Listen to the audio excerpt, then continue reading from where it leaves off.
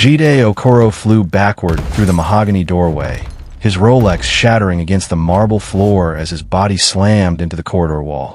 Beside him, his partner Nala Dababa crumpled to her knees, gasping for air, her designer heels skidding across the polished stone. The heavy steel door to the spiritual room, the one they'd spent 3 hours trying to breach with crowbars, hackers, and finally, explosives, slammed shut with a sound like thunder. The biometric scanner above the frame pulsed once, then twice.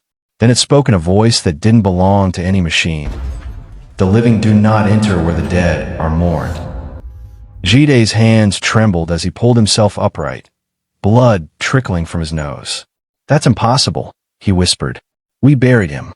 We buried Tunde Adeyemi 3 days ago. But the room had just told him the truth. The billionaire wasn't dead. And, somewhere in Lagos, he was watching. 72 hours earlier, the city had stood still for the funeral of Tunde Adeyemi, the pharmaceutical titan who'd built an empire from a single herbal clinic in Surulere. His coffin, imported mahogany, gold-plated handles, had been lowered into the earth at Ikoyi Cemetery, while 2,000 mourners wept under white canopies. Jide had delivered the eulogy, his voice cracking at all the right moments. Nala had clutched a handkerchief to her face, her shoulders shaking with what everyone assumed was grief. The president had sent a wreath. The stock market had dipped 4%. News anchors called it the end of an era. But the coffin was empty. Inside a cramped apartment in Yaba, a man who looked exactly like the dead billionaire sat on a plastic chair, watching the funeral on a laptop screen. He wore a faded shirt and trousers that smelled faintly of diesel. His hands, once manicured for boardroom meetings, were now calloused and rough. He'd shaved his signature goatee, dyed his graying hair jet black, adopted the hunched posture of a man who'd spent decades behind the wheel of a Danfo bus.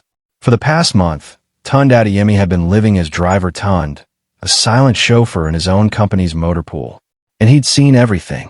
He'd seen Jide alter the quarterly reports, siphoning 12 million naira into offshore accounts. He'd seen Nala forge his signature on contracts that sold his pharmaceutical patents to a Chinese conglomerate for half their value. He'd watched them laugh over champagne in his private office, toasting to his inevitable death from the heart condition his doctors had diagnosed 6 months prior. They didn't know the condition was manageable. They didn't know he'd paid the coroner to declare him dead after a staged collapse at a private clinic. They didn't know that every conversation in that office was recorded by cameras hidden in the air vents.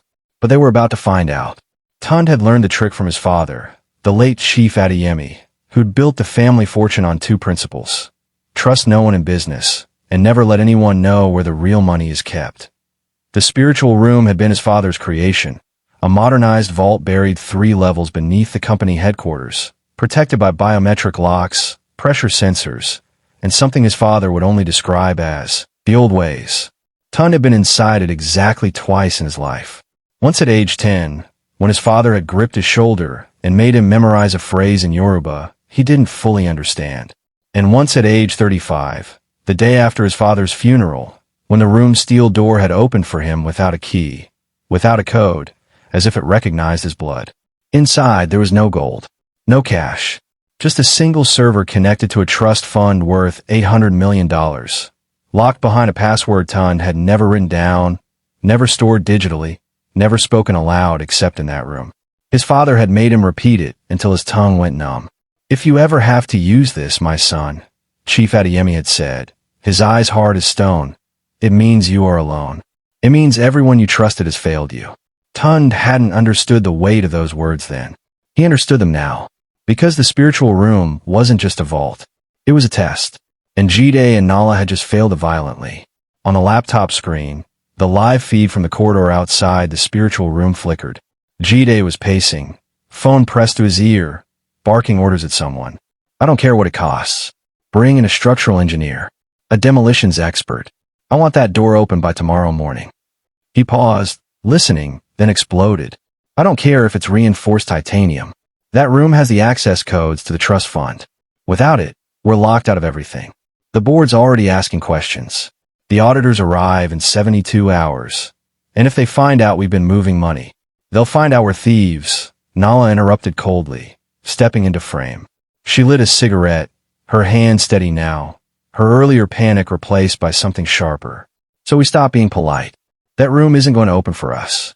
Which means we need to find someone who knows what Tun knew. Jide frowned. Tun never told anyone. Not his lawyer. Not his accountant. He was paranoid about that room. The only person who might have known anything was his father, and the old man's been dead for 15 years. Nala exhaled smoke slowly, her eyes narrowing. Then we go through Chief Adeyemi's records. His files. His contacts. His business dealings. Somewhere in that old man's past, there's a key to his son. Men like Chief Adeyemi don't build empires alone. They have people. Associates. Someone who helped him set up that room. Someone who knew his secrets. Jide's expression shifted. Hope mixed with desperation. The company archives. Chief Adeyemi kept everything. Contracts, correspondence, even personal documents. If there's anyone who knew how that room worked, they'll be in those files. Nala finished. She crushed her cigarette under her heel. Get your best people on it. I want every name, every contact, every person Chief Adeyemi ever trusted. We find them, we pressure them, and we get that password. Tun's jaw tightened as he watched them plot. They were digging into his father's past now. That was dangerous. Not because his father had been careless.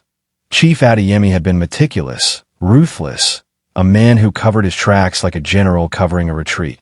But because the old man had always warned him, the deeper you dig into our family's history, the more you'll wish you'd left it buried. Tun had dismissed it as superstition. His father had grown up in villages where people still consulted oracles and poured libations for ancestors. But the spiritual room had just proven one thing. His father's warnings had teeth. He stood slowly, pulling on the stained jacket of his driver Tun disguise. He had maybe 12 hours before Jide and Nala found something in those archives. 12 hours to figure out what his father had hidden. 12 hours to stay ahead of two people who'd already proven they'd stop at nothing. The phone in his hand buzzed. A text from an encrypted number. His mole inside the company, Jide's assistant, a woman he'd been paying for information since the day he faked his death. They found something in the archives. A file marked restricted. Your father's handwriting. They're opening it now. Tun's blood ran cold. His father had kept restricted files. He'd always known that. But he'd never looked. Never dared. Chief Adeyemi had told him once, the night before he died. Some doors stay closed for a reason, my son. Promise me you'll only open them when you have no choice. Tun had promised. But Jide and Nala hadn't promised anything. And they were about to kick that door wide open. Another text arrived. This one made Tun's hands shake. The file mentions a name. An address. Johannesburg, South Africa. They're booking flights. Leaving tonight. Johannesburg. His father had never mentioned South Africa. Not once. Not in business. Not in conversation. Tun had spent his entire life learning his father's empire, memorizing every deal, every partnership, every expansion. But South Africa? There was nothing there. No factories. No contracts. No reason for his father to have kept a file about it. Unless it wasn't about business. Tun grabbed his bag and headed for the door. He didn't know what his father had hidden in Johannesburg.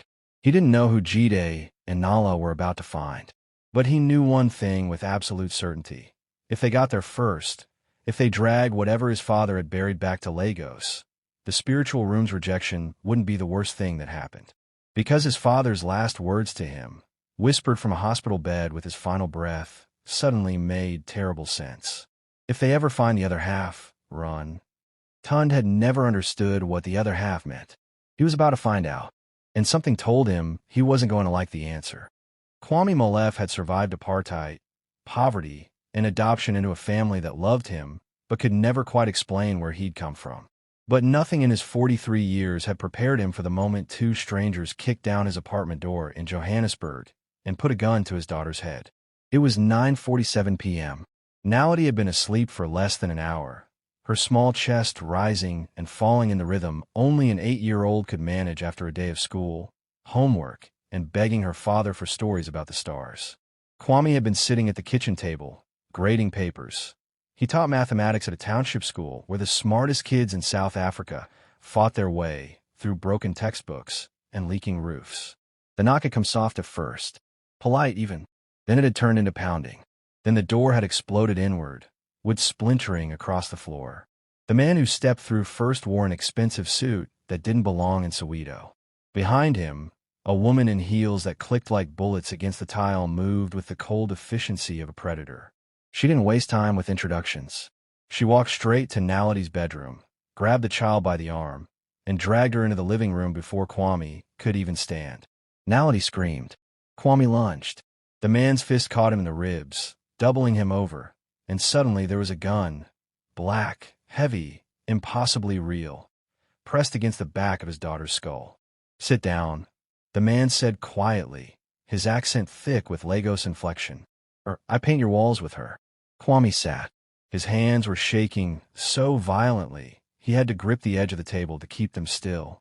Naledi was crying now, silent tears streaming down her face, her eyes locked on her father with a look that said, "Please, Papa, please make them stop." She was still wearing her pajamas, pink, with little cartoon stars. Her inhaler sat on the counter behind the woman, just out of reach. Kwame could see it from where he sat. 6 hours of medication left. Maybe less. If she had an attack, if the stress triggered her asthma. "Who are you?"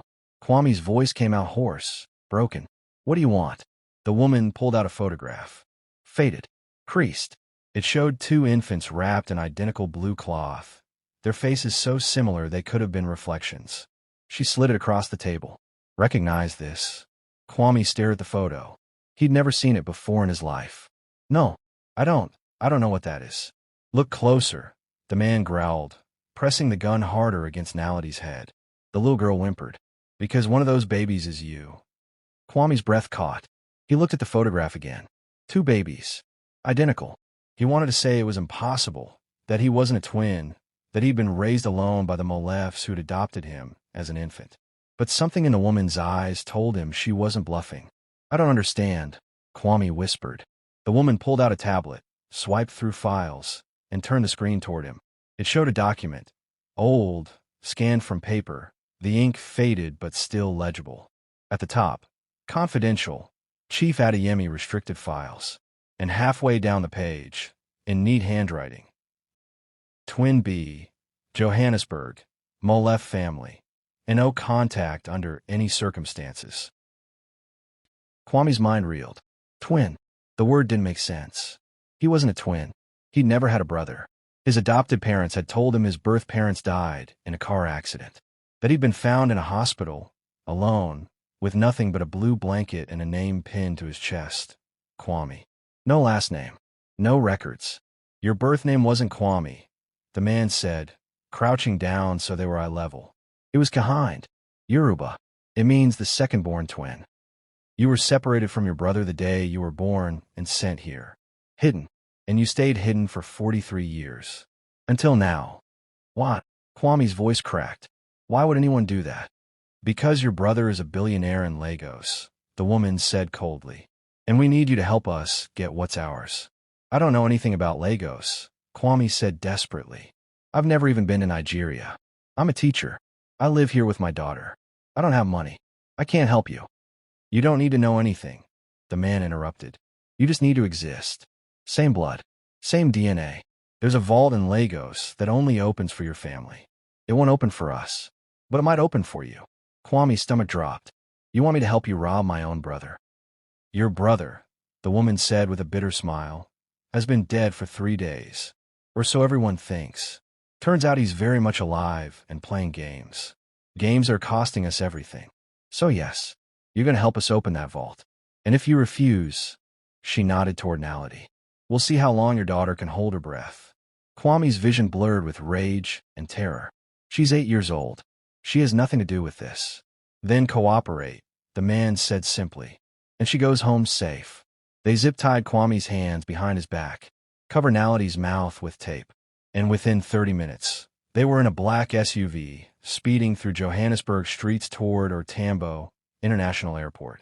Kwame sat in the back seat, his daughter pressed against his side, her small body trembling. He tried to whisper to her through the tape, tried to tell her it would be okay, but the woman in the front seat turned and pointed a finger at him like a knife. "One more word and I throw her out at highway speed." Kwame went silent. At the airport, they bypassed security entirely, walking straight onto the tarmac where a private jet sat fueled and waiting. The interior was all leather and polished wood, the kind of luxury Kwame had only seen in movies. The man, Jide, the woman had called him once, shoved Kwame into a seat and fastened his seatbelt so tight it cut into his ribs. Naledi was placed across from him, still taped, still crying silently. As the plane began to taxi, the woman, Nala, finally removed the tape from Naledi's mouth. The little girl gasped, coughing, and immediately her breathing turned shallow and rapid. Panic attack. Kwame had seen it 100 times. Her inhaler. Kwame shouted. She needs her inhaler. Nala reached into her bag and pulled out the small device. She held it up, examining it like a scientist studying a specimen. How many doses left? 6 hours, Kwame said, his voice shaking. Maybe less. The flight to Lagos is 9 hours. If she has an attack, and we're over the ocean, then you'd better hope we land on time, Nala said, handing the inhaler to Naledi. 2 puffs now. That's all you get until we're halfway there. Naledi took the inhaler with trembling hands and pressed it to her lips. 2 puffs. Her breathing stabilized slightly, but Kwame could see the fear in her eyes. She was doing the math too. 9-hour flight. 6 hours of medication. 3 hours of nothing. Kwame leaned forward as much as his restraints allowed. Please, let her go. Kwame, do whatever you want of me, but let her stay here. Someone can pick her up. She doesn't need to be part of this. Jide didn't even look up from his phone. She's leverage. You try anything stupid, she pays for it. Simple. She's a child. And you're a twin, Nala snapped. Which makes you valuable? Which makes her valuable? So sit down, shut up, and pray that vault in Lagos opens when we put your hand on it. The plane lifted off, climbing into the night sky, and Kwame felt his entire world tilt. He'd spent 43 years as a nobody. A teacher. A single father scraping by in a 2-bedroom flat. He'd never wanted wealth. Never wanted power. Never even thought about the possibility that somewhere in the world, he had a twin brother living a life he'd never know. And now that brother, that stranger who shared his blood, was the only reason Kwame and Naledi were still alive. The flight stretched on in brutal silence. Jide and Nala spoke in low voices, reviewing documents on their tablets, making phone calls to people in Lagos who confirmed that the target is still moving and the room is still sealed. Kwame caught fragments of their conversation. Something about a password. Something about a spiritual room. Something about a billionaire who'd faked his own death and was now playing hero. Halfway through the flight, Naledi's breathing started to worsen again. Kwame could hear the wheeze in her chest, see the way her lips were starting to pale. She needs another dose, he said urgently. Nala checked her watch. It's only been 4 hours. She's having an attack. Look at her. Nala sighed, reached into her bag, and tossed the inhaler to Naledi. 2 puffs. That's the last one until we land. Naledi used it. Her breathing stabilized, but Kwame did the math in his head. 4 hours of flight left. No medication left. If she had another attack, and the stress almost guaranteed she would, there would be nothing to stop it. He looked at his daughter, her small hands gripping the armrests, her eyes wide and terrified, and made a decision. If they landed in Lagos, if they dragged him to this vault, this spiritual room, if they forced him to open it, he would do it. Not because he cared about their money, not because he cared about vaults or billionaires or brothers he'd never met, but because the moment that vault opened, the moment they got what they wanted, he would find a way to get Naledi out, even if it meant sacrificing himself, even if it meant betraying a twin brother he didn't know. His daughter's life was the only thing that mattered now. The plane descended through thick clouds, and through the window, Kwame saw the sprawling chaos of Lagos for the first time. A city of lights and shadows, of towering skyscrapers pressed against crumbling slums, of wealth and poverty existing in the same breath. It looked like Johannesburg. It looked like every city where people fought to survive. But somewhere down there was a man with Kwame's face. A man who'd been raised in luxury, while Kwame scraped by. A man who'd faked his own death and set all of this in motion. Kwame didn't know if he'd hate his twin when they finally met. Didn't know if he'd feel kinship or rage or nothing at all. He only knew one thing. When they stood face to face, when the spiritual room opened and the ancestors, whatever that meant, were watching, Kwame would do whatever it took to save Naledi, even if it meant damning them both. The plane touched down, the engines powered down, and Jide grabbed Kwame by the arm.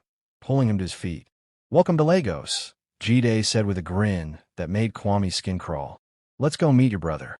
Tunde Adeyemi had been following Jide and Nala for 6 hours through Lagos traffic, and he still had no idea what they brought back from Johannesburg. He sat in his battered Toyota Corolla, still wearing the stained uniform of driver Tunde, 3 cars behind the black SUV that had picked up Jide and Nala from the airport. His hands gripped the steering wheel so tight his knuckles had gone white. Something was wrong. He could feel it in his bones, in the way his chest had been tight since the moment his mole texted him that they'd returned with cargo. "Gotta go.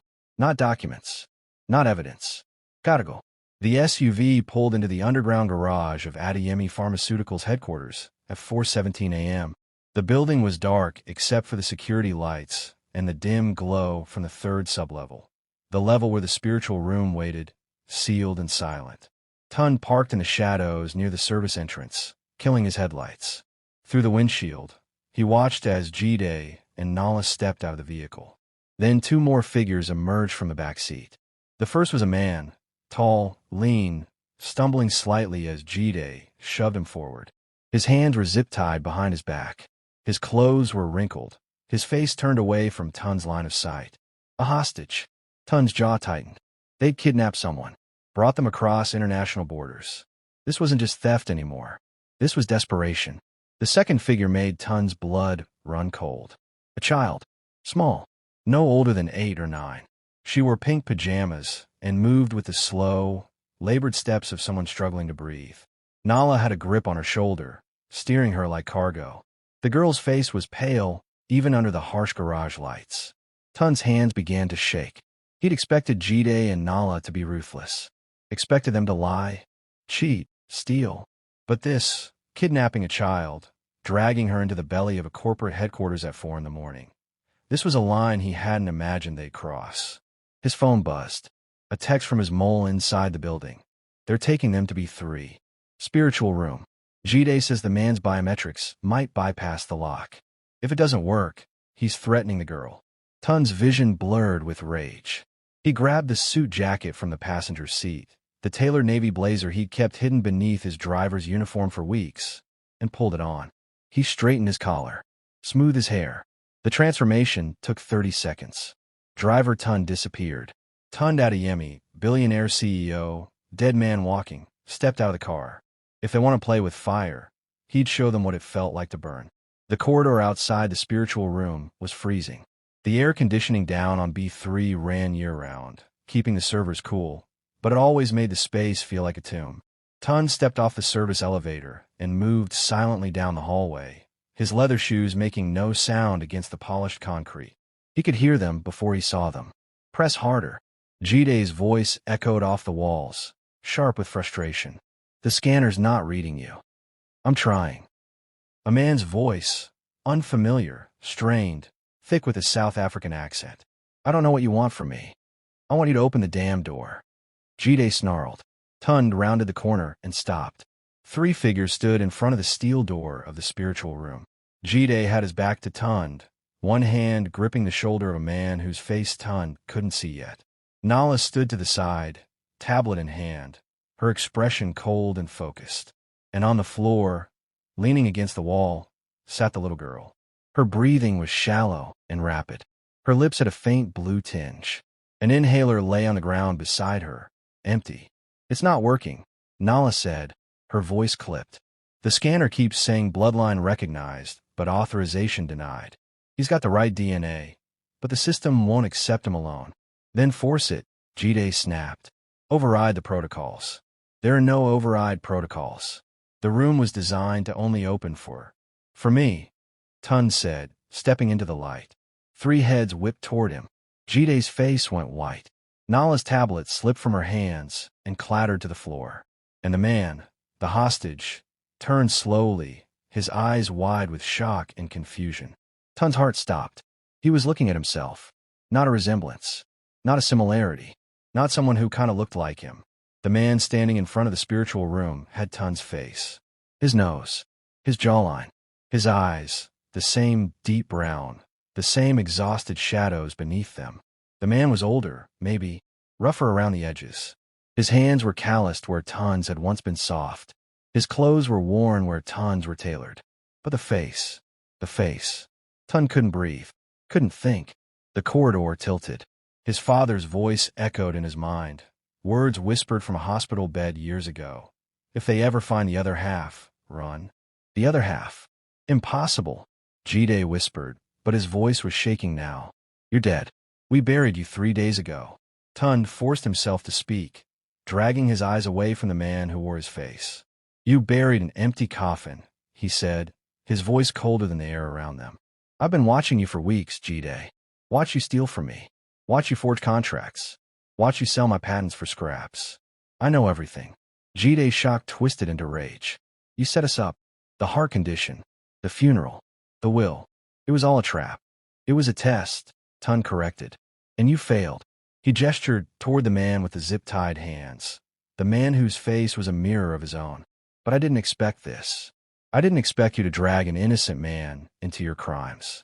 So who is he? Nala recovered first, her voice sharp and bitter. You really don't know, do you? Your father kept secrets from you too. She smiled, cruel and satisfied. That's Kwame Mollef, your twin brother. The one Chief Adeyemi hid in South Africa 43 years ago. The one you were never supposed to meet. The words hit Tun like a physical blow. Twin. Brother. Hidden. He looked at Kwame again, really looked, and saw in the man's eyes. The same confusion. The same shock. The same sense that the ground had just opened beneath them both. I didn't know, Tun said quietly, his voice directed at Kwame now. I swear to you, I didn't know you existed. Kwame's voice was hoarse, broken. Neither did I. Not until they kicked down my door and put a gun to my daughter's head. Tun's gaze snapped to the little girl on the floor. Her breathing was getting worse. Her chest heaved with every breath. She needs a hospital. She needs her father to cooperate, Jide said coldly, pulling a gun from his jacket. He aimed it at Kwame's chest. Here's how this works, Tun. You open that room. You transfer the assets. And then maybe risk. We'll let them go. You're not in a position to negotiate, Tun said, his voice like steel. I have recordings of every crime you've committed. Video. Audio. Timestamps. I've already sent copies to the authorities, to the board, to every journalist in Lagos. By sunrise, you'll be arrested. Your accounts will be frozen. Your reputations will be ashes. Nala laughed bitterly. Then we've got nothing to lose. She pulled out her own weapon. A small pistol, elegant and deadly. Which means the girl dies first. Kwame lunged forward, zip-tied hands and all, throwing himself between Nala and his daughter. Don't. Please. I'll do whatever you want. Just don't hurt her. Tun's mind raced. The room wouldn't open for Kwame alone. It wouldn't open for Tun alone. His father had designed it that way.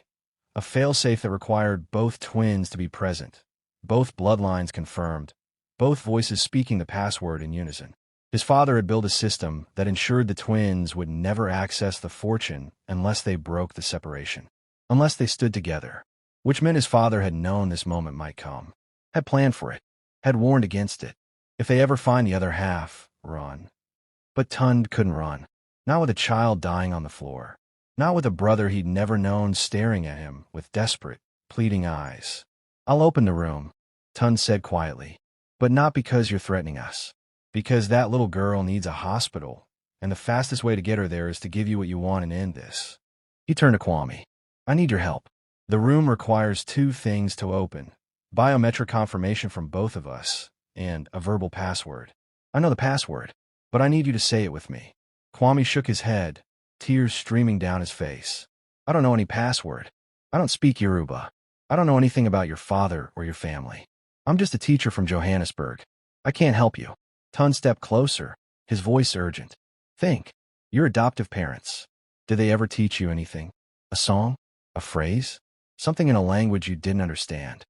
Kwame closed his eyes, his breathing ragged. His lips moved silently, as if searching through decades of buried memory. Then his eyes snapped open. There was a lullaby. My mother, my adoptive mother, she sang it to me when I had nightmares. She said it came from the people who gave you life. I never knew what it meant. Sing it, Tun said. Kwame's voice cracked as he sang, the melody broken and half-remembered. Iji to by Meiji. One obodo paid. TTDO. Tun's breath caught. The tree that births twins must never see them meet until the end. The password, sung by a man who didn't even know what he was saying. His father had planted it, hidden it in a lullaby, sent it across oceans and decades, waiting for this exact moment. That's it, Tund whispered. That's the key. He looked at Jide and Nala, both of them watching with guns raised and greed burning in their eyes. Then he looked at Kwame, his brother, his twin, the other half his father had severed from his life before memory could take root. When we open this door, Tund said quietly, everything changes. My father warned me. He said if we ever met, if we ever stood together, there would be a price. I don't know what that price is, but I know your daughter is dying, and I know I won't let that happen. Kwame nodded, his voice barely a whisper. Then let's pay it. Tund pulled a knife from his pocket and cut the zip ties from Kwame's wrists. Then he took his brother's hand, calloused and rough, so different from his own, and together they walked to the spiritual room door. They placed their palms on the biometric scanner side by side. The machine hummed. Lights flickered. The screen flashed. Bloodline recognized. Dual authorization detected. Awaiting verbal command.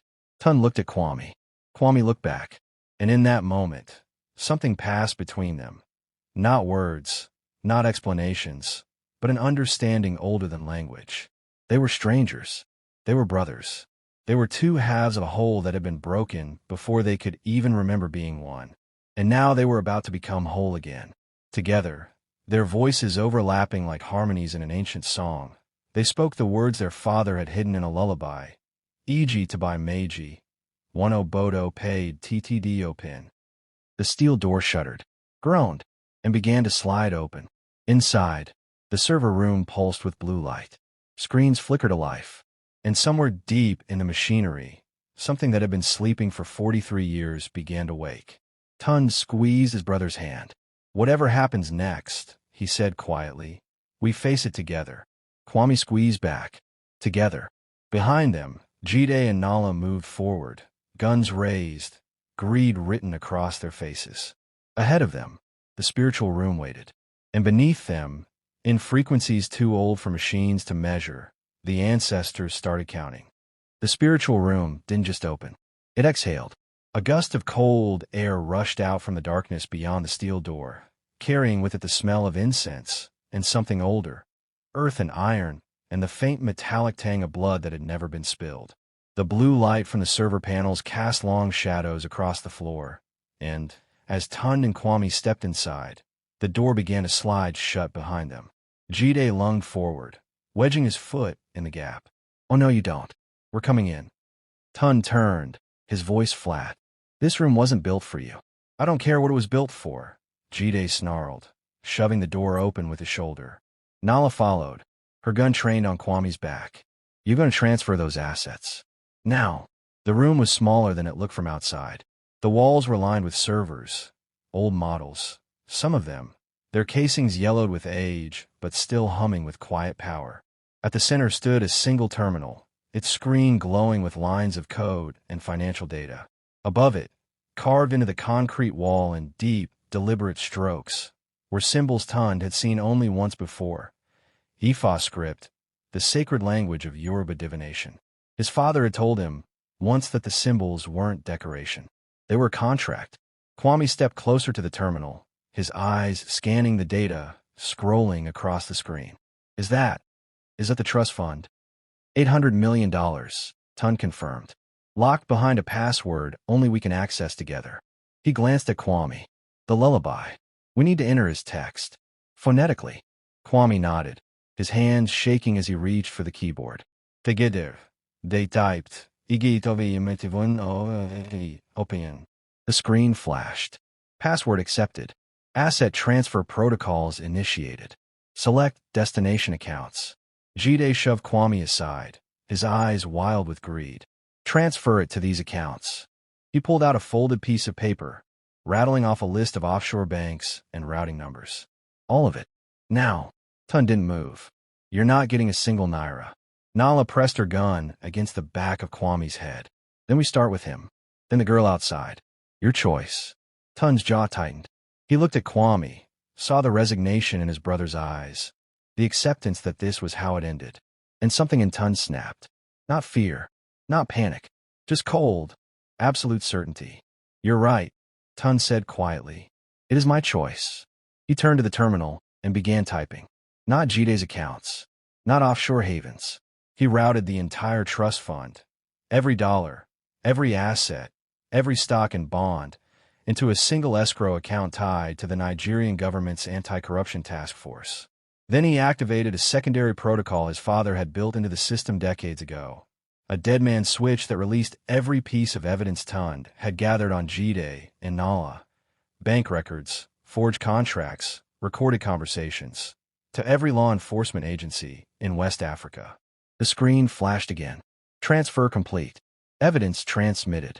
Legal protocols engaged. Jide stared at the screen, his face going from confusion to horror. What did you do? I destroyed you, Tun said calmly. The money's gone. Frozen in escrow, pending investigation. By the time the courts are done with you, you'll be lucky if you keep your freedom, let alone your fortune. And the evidence I just released? That's 20 years in prison. Each. Nala's hand trembled on the gun. You just destroyed yourself too. That was your fortune. It was my father's fortune, Tun corrected. Built on secrets and separation and deals with powers I don't understand. Maybe it's time it went somewhere that could do some good. He looked at Kwame. Your daughter needs a hospital. Let's get her out of here. Jide raised his gun, aiming it at Tun's chest. You're not leaving. If I'm going down, you're...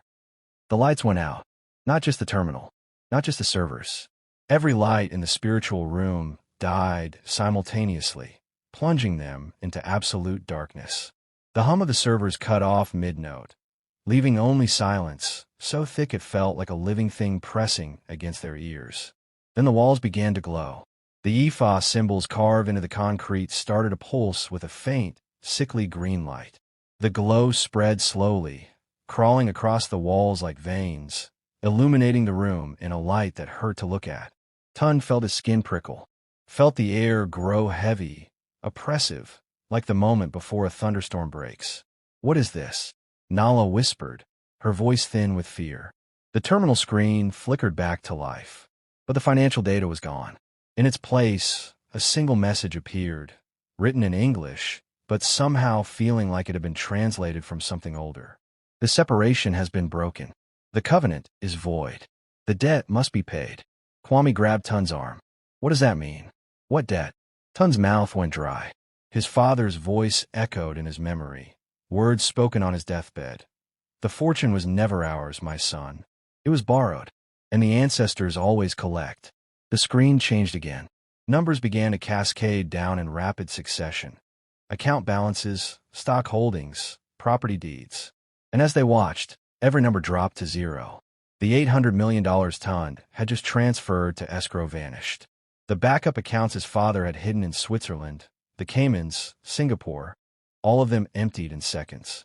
The family's entire fortune, accumulated over 3 generations, drained away as if it had never existed. Debt collected. Balance restored. Jide stared at the screen, his face pale. No, that's not possible. Money doesn't just disappear.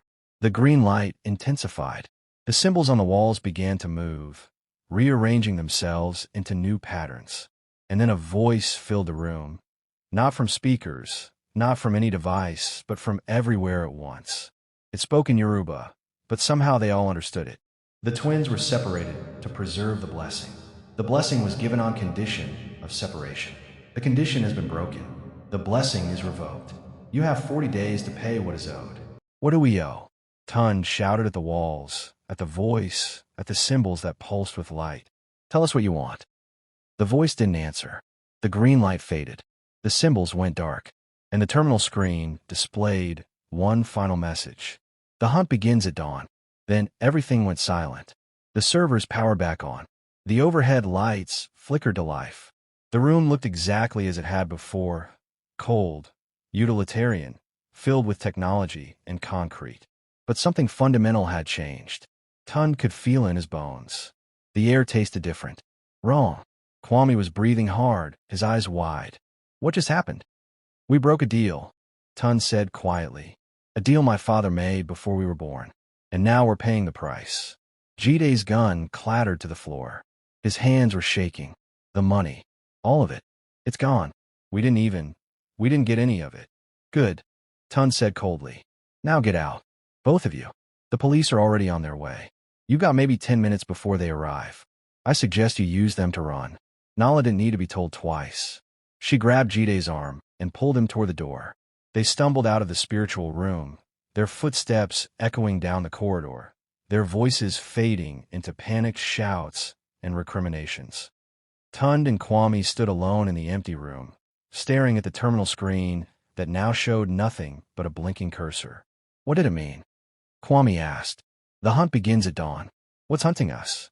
Tund didn't have an answer.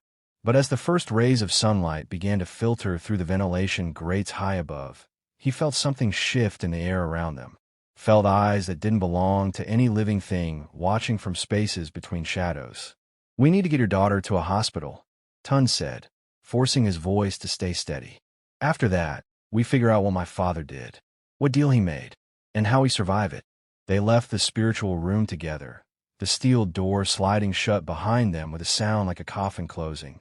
In the corridor, Naledi sat slumped against the wall, her breathing shallow but steady. Kwame scooped her into his arms, whispering reassurances she was too weak to hear.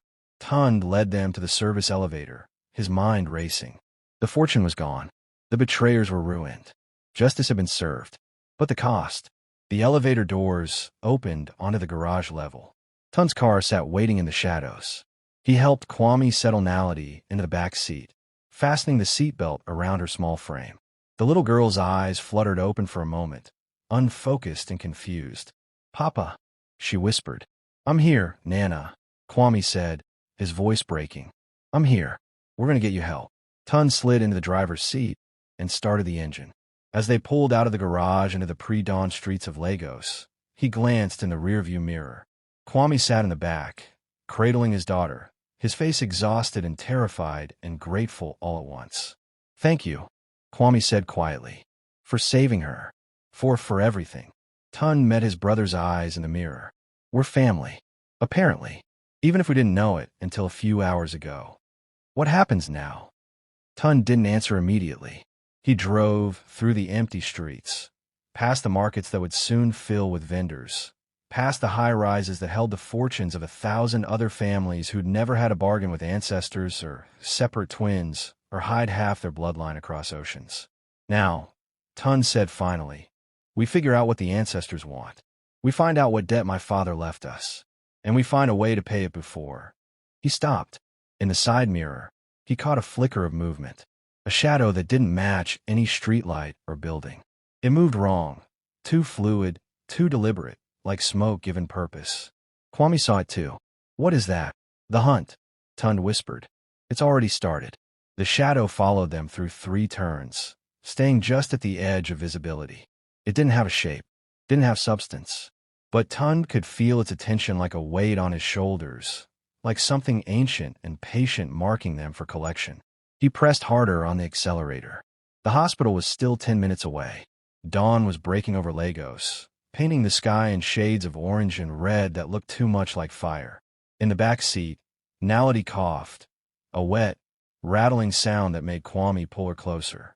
Hold on, Nana. Just hold on. Tund's phone buzzed. A text from an unknown number. He glanced at it, his blood running cold. You have 40 days. The ancestors do not negotiate. The ancestors do not forgive.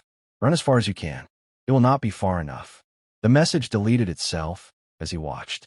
Tund gripped the steering wheel and drove faster, racing toward the hospital, racing toward answers, racing toward a future that had been written before he was born.